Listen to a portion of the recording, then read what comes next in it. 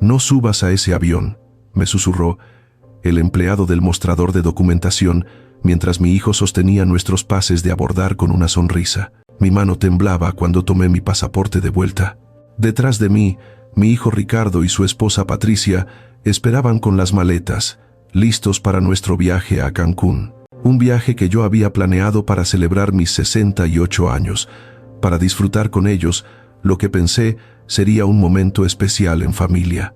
Pero ese joven empleado, con su uniforme azul marino de la aerolínea, acababa de destruir esa ilusión con solo 6 palabras.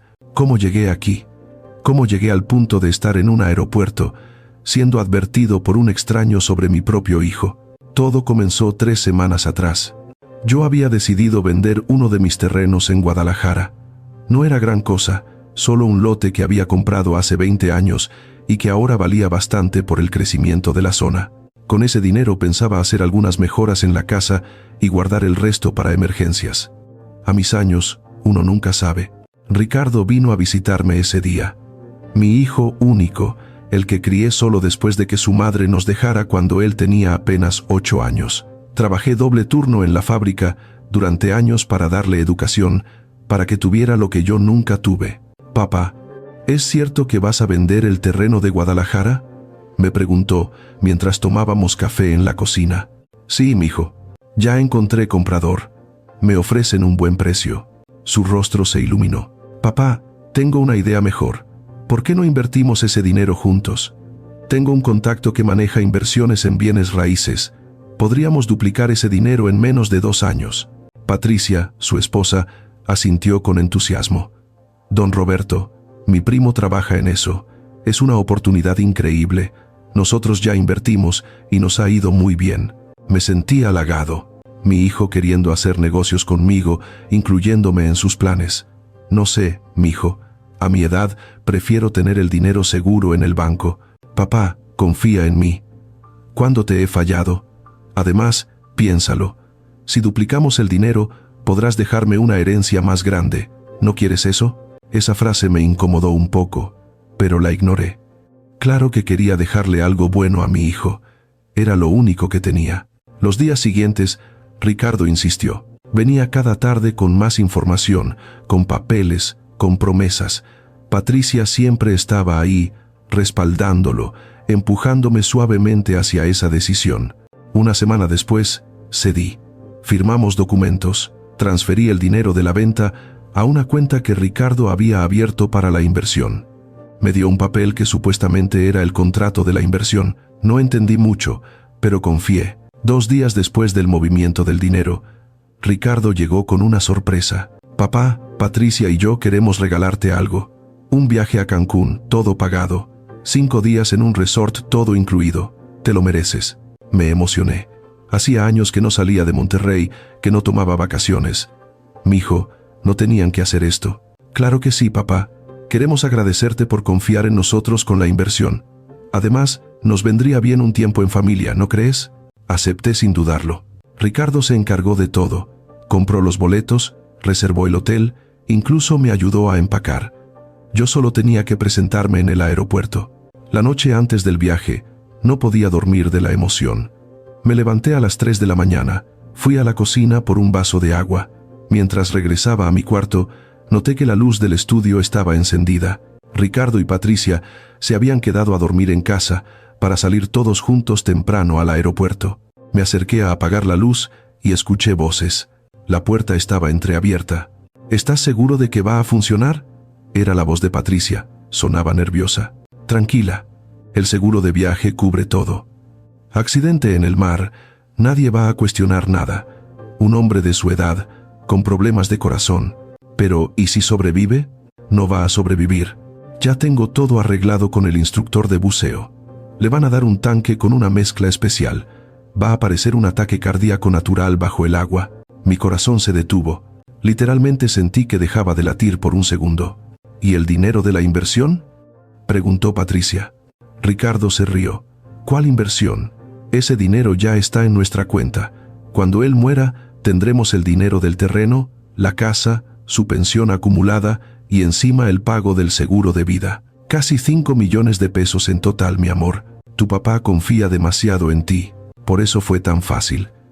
50 años cuidándolo, fingiendo que me importa. ¿Sabes cuánto odio venir a esta casa? Cuánto me cansa escuchar sus mismas historias aburridas. Pero valió la pena.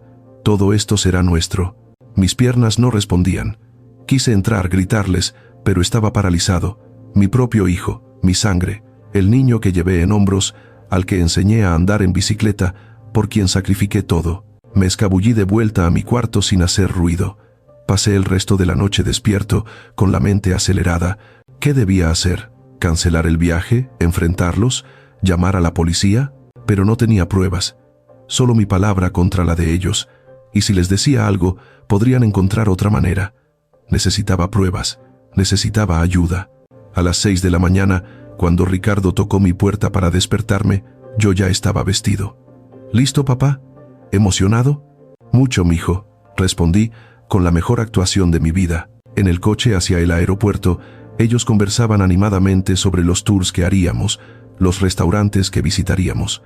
Yo solo pensaba en cómo cada palabra era una mentira, cada sonrisa un disfraz. Llegamos al aeropuerto 3 horas antes del vuelo. Ricardo insistió en que esperáramos ahí, que revisáramos bien todo. Yo sabía que solo quería asegurarse de que no me echara para atrás. «Voy al baño», dije levantándome. «¿Quieres que te acompañe, papá?», preguntó Ricardo. «Tengo 68 años, no 8. Puedo ir solo al baño». Me alejé rápido. No fui al baño. Busqué desesperadamente alguna autoridad, alguien que pudiera ayudarme. Vi a un guardia de seguridad. ¿Pero qué le iba a decir? ¿Que mi hijo planeaba matarme en Cancún? Sonaría como un viejo loco. Entonces vi el mostrador de documentación de nuestra aerolínea. Había un empleado joven organizando papeles. Me acerqué con mi credencial de elector temblando en la mano.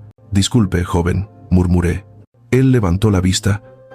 «¿En qué puedo ayudarlo, señor?». Me incliné sobre el mostrador, bajé la voz. «Mi hijo me va a matar». El empleado parpadeó, confundido. «¿Perdón?». «Mi hijo. Planeó matarme en Cancún. Escuché su plan anoche. Tiene todo arreglado. No sé qué hacer. No tengo pruebas. Usted tiene que ayudarme». El joven me miró con una mezcla de compasión y preocupación. Probablemente pensó que era un anciano confundido, pero entonces vio algo en mis ojos, en mi desesperación real, que lo hizo dudar. «¿Cómo se llama su hijo, señor?» «Ricardo Méndez. Vuelo 742 a Cancún». El empleado tecleó algo en su computadora. «¿Y usted es Roberto Méndez?». «Sí». «Un momento». Se levantó y habló en voz baja con un supervisor. Ambos me miraron, luego volvieron a revisar la pantalla. El supervisor tomó un teléfono, hizo una llamada rápida. 5 minutos después, el supervisor se acercó a mí. «Señor Méndez, ¿podría acompañarme un momento?». Me llevó a una oficina pequeña detrás del mostrador. Allí había un hombre mayor, con uniforme diferente. Se presentó como el jefe de seguridad del aeropuerto. «Señor Méndez, cuénteme exactamente qué está pasando». Le conté todo. La venta del terreno, la supuesta inversión, la conversación que escuché anoche, el plan de asesinarme en Cancún, haciéndolo parecer un accidente de buceo. El jefe de seguridad escuchó sin interrumpir. Cuando terminé, hizo una pregunta específica. ¿Mencionó su hijo el nombre del instructor de buceo o de algún cómplice? No, solo dijo que tenía todo arreglado. ¿Y el seguro de vida? ¿Cuándo lo contrató? No lo contraté yo. Ricardo dijo que lo había contratado él como parte del paquete del viaje. «Un seguro de viaje», dijo. El jefe de seguridad intercambió miradas con el supervisor. «Señor Méndez, voy a ser honesto con usted. Sin pruebas concretas, no puedo detener a su hijo o cancelar su vuelo basándome solo en su testimonio. Pero puedo hacer algo». «¿Qué?». «Puedo mantenerlo a usted fuera de ese avión. Y puedo alertar a las autoridades en Cancún para que vigilen a su hijo. Si realmente tiene algo planeado, lo descubrirán. Pero ellos van a saber que les dije algo. Podrían encontrar otra forma. Sí. Por eso necesitamos pruebas reales». «¿Tiene acceso al teléfono de su hijo? ¿A sus correos?». Negué con la cabeza. El jefe de seguridad pensó un momento. «Está bien, vamos a hacer esto. Usted va a regresar con su hijo. Va a actuar normal. Cuando llegue el momento de documentar, Vamos a simular que hay un problema con su documentación. Lo vamos a llevar a una sala separada. Su hijo y su nuera van a subir al avión sin usted. ¿Y luego? Luego usted se viene conmigo. Vamos a presentar una denuncia formal. Y con la ayuda de la fiscalía, vamos a investigar esa supuesta inversión y ese seguro de viaje. Ahí encontraremos las pruebas. No tenía mejor opción. Asentí. Regresé con Ricardo y Patricia. ¿Todo bien, papá?, preguntó mi hijo con preocupación falsa. Todo bien, mijo. Cuando llegó la hora de documentar, el plan se ejecutó perfectamente. El empleado joven, el que me había escuchado primero, revisó mi pasaporte y frunció el ceño. Señor Méndez, hay un problema con su documento. ¿Qué problema?, preguntó Ricardo tenso. Parece que su pasaporte está reportado con una irregularidad. Voy a tener que pedirle que nos acompañe para verificar. Yo voy con él, dijo Ricardo inmediatamente. No es necesario, señor. Es solo un trámite administrativo. No queremos que pierdan el vuelo. Su padre puede tomar el siguiente vuelo una vez resuelto el problema. Les recomiendo que ustedes aborden. Patricia jaló del brazo de Ricardo. Amor, no podemos perder el vuelo. Perdimos el depósito del hotel si no llegamos hoy. Vi la indecisión en los ojos de Ricardo. Por un lado, no quería dejarme solo. Por otro, realmente no podían perder ese vuelo, aunque por razones muy diferentes a las que Patricia mencionaba. Papá, ¿estás seguro que estarás bien?, me preguntó. En ese momento, mirándolo a los ojos, vi todo. Vi al niño que fue, al joven que prometió cuidarme cuando envejeciera, pero también vi al extraño que planeaba mi muerte, y me quebré por dentro. Estaré bien, mijo. Vayan ustedes. Los alcanzo mañana. Ricardo dudó un segundo más, luego abrazó con fuerza. Te amo, papá. Yo también. Mentí por primera vez en mi vida a mi hijo. Los vi irse hacia la sala de abordaje. Patricia volteó una vez, con una expresión extraña en su rostro. Luego desaparecieron entre la multitud. El jefe de seguridad apareció a mi lado. Bien hecho, señor Méndez. Ahora venga conmigo. Pasé las siguientes 6 horas en una delegación de la fiscalía. Di mi declaración completa. Un agente especializado en fraudes se puso a investigar inmediatamente. Para las 5 de la tarde, tenían respuestas. Señor Méndez, me dijo el fiscal, la supuesta inversión que su hijo le ofreció no existe. El dinero de su terreno fue transferido a una cuenta personal a nombre de su hijo y su nuera. Ya lo gastaron casi todo en pagos de tarjetas de crédito y préstamos personales. Estaban muy endeudados. Sentí náuseas. Y sobre el seguro de viaje, continuó el fiscal, su hijo efectivamente contrató uno. Pero no un seguro normal. Contrató una póliza de vida específica con beneficio por muerte accidental incrementado al triple si ocurre fuera del país. La suma asegurada es de 2 millones de pesos. Su hijo es el único beneficiario. ¿Y la parte del instructor de buceo? El fiscal asintió gravemente. Contactamos a las autoridades en Cancún. Localizaron al instructor que su hijo había contratado privadamente, fuera del hotel. El instructor tiene antecedentes penales. Lo están interrogando ahora. Creemos que va a cooperar. Entonces, ¿era real? ¿De verdad iban a...? Sí, señor Méndez. Su hijo planeaba asesinarlo. Esas palabras, oírlas en voz alta, dichas por una autoridad, lo hicieron real de una manera que ni siquiera la conversación que había escuchado logró. Me derrumbé. Lloré ahí, frente a extraños, sin poder contenerme. El fiscal me dejó un momento. Cuando me recuperé, continuó. Señor Méndez, ¿quiere presentar cargos? Esa pregunta me destrozó más que todo lo demás. ¿Quería ver a mi hijo en prisión? ¿Quería ser yo quien lo pusiera ahí? No sé, susurré. Entiendo que es difícil, pero debe saber que, con la evidencia que tenemos, podemos proceder incluso sin su denuncia formal. Conspiración para cometer homicidio, fraude, asociación delictuosa. Su hijo podría enfrentar entre 20 y 40 años de prisión. 40 años. Mi hijo tendría casi 80 cuando saliera, toda su vida destruida. Pero él había planeado destruir la mía. Literalmente. Necesito tiempo, dije. Tiene 24 horas. Mañana su hijo regresará de Cancún. Lo vamos a detener en el aeropuerto de todos modos, pero su testimonio fortalecerá el caso considerablemente. Me fui a casa esa noche. a la casa donde Ricardo creció, donde le enseñé a caminar, donde pasamos incontables tardes jugando fútbol en el patio. Caminé por cada habitación, recordando su primer día de escuela, su graduación de preparatoria, el día que me presentó a Patricia. Cada memoria era ahora un puñal. Encontré una caja vieja en su antiguo cuarto. Dentro había dibujos que hizo cuando tenía 6 años. Uno era de nosotros dos. Mi papá es mi héroe, decía con letras torcidas. ¿Qué pasó? ¿En qué momento se rompió todo? ¿Fue mi culpa? ¿Trabajé tanto que no le di suficiente atención? ¿Lo malcrié dándole todo? ¿O simplemente algunas personas nacen con algo roto por dentro? El teléfono sonó. Era un número desconocido. Contesté. «Papá», era Ricardo. Sonaba desesperado. «Papá, ¿dónde estás? ¿Qué pasó? ¿Por qué no llegaste?» Por un momento, solo un momento, sonó como mi hijo, como el niño que me necesitaba. «Estoy en casa, Ricardo». «¿En casa? ¿Por qué? ¿Qué pasó con tu pasaporte?» «No hubo ningún problema con mi pasaporte». Silencio. Un silencio largo, denso. «¿Papá?» Escuché su conversación, Ricardo. «Anoche, en el estudio». Más silencio. Luego, su voz cambió completamente. Se volvió fría, calculadora.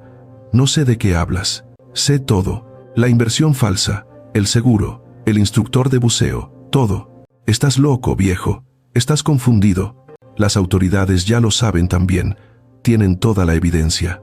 Cuando regreses mañana, te estarán esperando». Escuché a Patricia gritar algo en el fondo. Luego forcejeos, como si Ricardo le hubiera arrebatado el teléfono. «Esto es tu culpa», gritó Ricardo. «Todo es tu culpa. ¿Sabes lo que fue crecer siendo el hijo del obrero pobre? Ver a mis amigos con cosas que yo nunca podía tener, trabajar como esclavo mientras tú te quedabas con todo? Te di todo lo que tenía, Ricardo. Pues no era suficiente. Nunca fue suficiente. Y ahora, cuando finalmente iba a tener lo que merezco, ¿me traicionas tú a mí?» La ironía de sus palabras era tan absurda que casi me hizo reír. «Voy a arruinarte», continuó Ricardo. «Voy a contratar al mejor abogado. Voy a decir que tú me robaste el dinero de la inversión, que estás senil. Te voy a meter en un asilo y voy a quedarme con todo de todos modos». «Hazlo», dije tranquilamente. «Intenta todo lo que quieras, pero ya no eres mi hijo». Colgué. Esa noche no dormí. Me senté en la sala oscura, mirando las fotos en la pared. Toda una vida capturada en imágenes.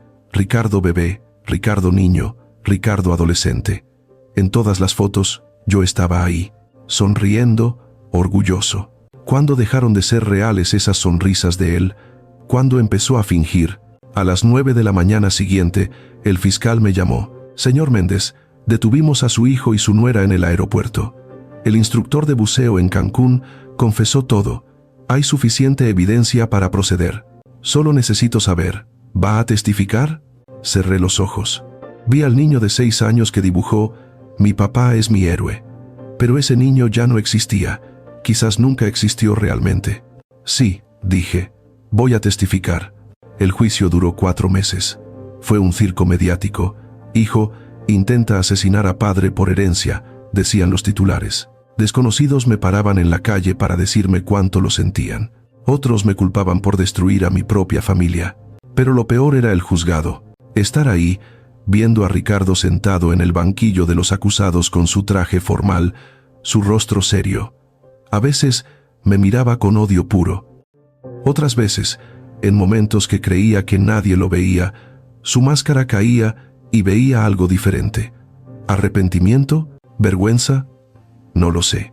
Patricia testificó que todo había sido idea de Ricardo, que ella solo había seguido sus órdenes.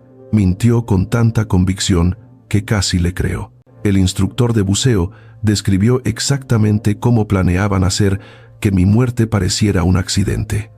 Los detalles eran tan precisos, tan calculados, que varias personas en el jurado lloraron. Cuando llegó mi turno de testificar, le miré directamente a los ojos mientras contaba cómo había escuchado su plan, cómo había sentido que el mundo se derrumbaba bajo mis pies. No lloré. Ya no me quedaban lágrimas. El veredicto llegó un viernes lluvioso de octubre, culpable de todos los cargos. Patricia recibió 12 años. Ricardo recibió 25 años de prisión. Cuando leyeron la sentencia, Ricardo me miró. Esta vez vi algo que no esperaba ver. Miedo. Miedo real de un hombre que acababa de entender que los próximos 25 años de su vida los pasaría en una celda. Parte de mí quiso levantarme, correr hacia él, abrazarlo, decirle que todo iba a estar bien, como hacía cuando era niño y tenía pesadillas. Pero no era un niño. Era un hombre de 42 años que había planeado meticulosamente mi asesinato. Y yo era un hombre de 68 años que acababa de perder al único hijo que tenía. Han pasado 6 meses desde la sentencia. He recibido 3 cartas de Ricardo desde la prisión. No las he abierto. Están en un cajón de mi escritorio, junto a los dibujos de cuando tenía 6 años. A veces pienso en abrirlas. A veces pienso en ir a visitarlo. Pero entonces recuerdo su voz en ese estudio. 50 años cuidándolo, fingiendo que me importa. El dinero del terreno nunca lo recuperé. Ricardo lo gastó todo. La casa ahora está a mi nombre con candados legales que evitan que nadie pueda quitármela. El testamento lo cambié. Todo irá para una fundación que ayuda a ancianos víctimas de abuso familiar. Hay más de los que uno imagina. El empleado del aeropuerto, el joven que me escuchó aquel día, vino a visitarme hace un mes. Me trajo flores. Solo quería saber cómo estaba, señor Méndez. Vivo, le dije. Gracias a usted. Hice lo que cualquiera habría hecho. No, le corregí. Hizo lo que muy pocos habrían hecho. Creyó en un viejo desesperado en un aeropuerto. Me salvó la vida. Nos tomamos un café. Me contó que aquello lo había impactado tanto que estaba estudiando criminología.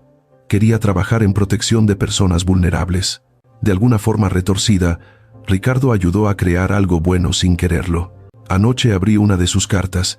No pude evitarlo más. Papá, comenzaba. Sé que no tengo derecho a escribirte.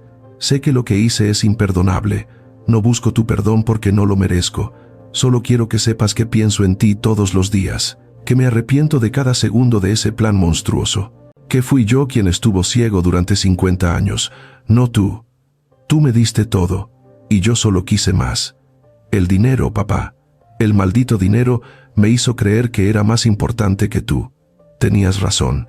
Ya no soy tu hijo, no merezco serlo, pero una vez lo fui. Y ese niño que dibujó, mi papá es mi héroe, era real.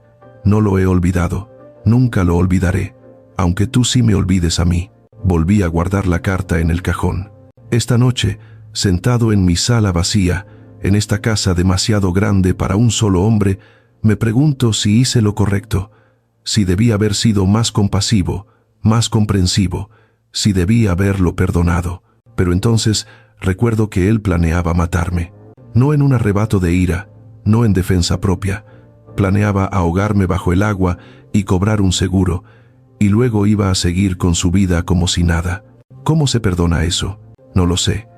Quizás algún día lo sepa, quizás algún día pueda abrir el resto de sus cartas, quizás incluso ir a visitarlo, pero hoy no. Hoy solo soy un padre que sobrevivió a su hijo, y eso es suficiente. Afuera empieza a llover. Miro por la ventana y veo mi reflejo en el cristal. Un hombre viejo, solo, pero vivo. Y me pregunto, ¿cuál es la mayor traición?